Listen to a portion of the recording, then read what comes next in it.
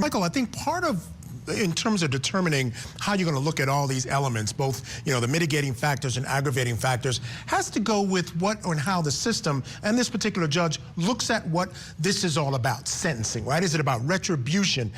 Is it about punishment? Is it about making someone feel responsible for what they've done? I think that's part of it as well. What are your views on what sentencing is really or should be all about?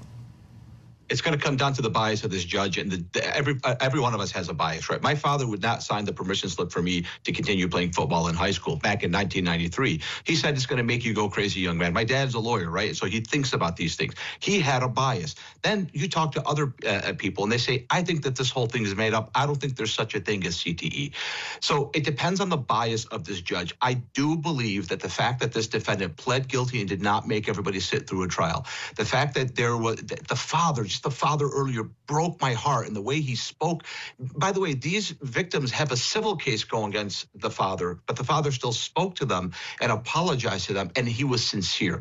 I think if that doesn't sway this judge, that means that the judge just basically doesn't believe any of this stuff. He believes it's a bunch of gobbledygook and just thinks that this is just a bad seed, and this bad seed needs to go away for as long as possible. It really just depends on the bias of that judge. If I was a judge in this case, and thankfully I'm not, I would get closer to the 18 years.